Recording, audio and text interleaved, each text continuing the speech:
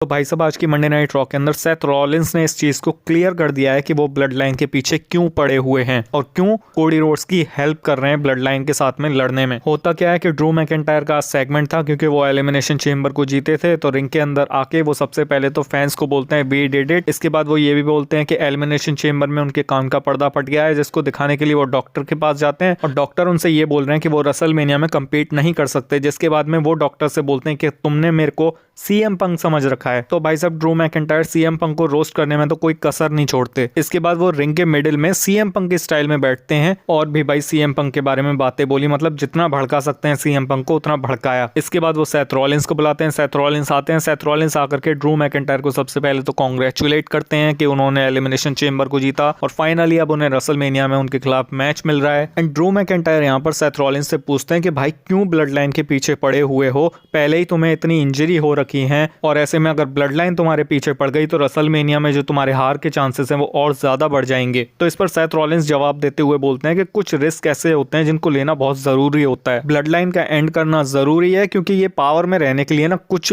भी कर सकते हैं, इसलिए इंडस्ट्री को बचाने के लिए ब्लड लाइन का एंड करना जरूरी है। तुम चैंपियन बन जाओ, मैं चैंपियन बन जाऊं, कोई फर्क नहीं पड़ता, क्योंकि अगर ब्लड लाइन पावर में रही तो ना सिर्फ वो इस चैंपियनशिप के लिए आएगी बल्कि इसको लेके भी जाएगी। तो ब्लड लाइन का एंड करना बहुत ज्यादा जरूरी है। अब ये बातें सुन के सेथ रॉलिंस की ड्रू मैकिंटायर भी भाई साहब स्पीचलेस हो गए, मतलब सोच विचार में पड़ गए कि बंदा सच तो बात बोल रहा है। इसके अलावा यार रॉक भी लगातार 3 स्मैकडाउन में अपेयर होने वाले हैं, यानी कि इस हफ्ते की स्मैकडाउन में वो आने वाले हैं। तो कोडी रोड्स ने भी भाई इस चीज को लेकर के कंफर्मेशन दे दी है कि रॉक ने जो उन्हें थप्पड़ मारा था उन्हें उनका बदला लेना है और रॉक से उन्हें मैच चाहिए। और आज तो भाई रॉ पर उन्होंने एकदम गदर ही काट दिया, मतलब पहले तो ग्रेसन वॉलर से उन्होंने मैच जीता, इसके बाद में पॉल हेमन आए। पॉल हेमन अपने साथ 3 बंदे लेकर के आए थे और कोडी रोड्स को वार्न कर रहे थे कि भाई रॉक से तू पंगा मत ले, बट कोडी रोड्स तो भाई साहब अपनी चौड़ में है कि एक बार जो मैंने कमिटमेंट कर ली उसके बाद तो मैं अपने आप की भी नहीं सुनता। और इसके बाद तो भाई उन्होंने सीधे वार्निंग दे दी कि अगर रिंग के अंदर एक कदम भी किसी ने आगे बढ़ाया तो मैं सबको रिंग के बाहर फेंक दूंगा। लेकिन पॉल हेमन भाई साहब कहाँ सुनने वाले हैं, रिंग के अंदर आए,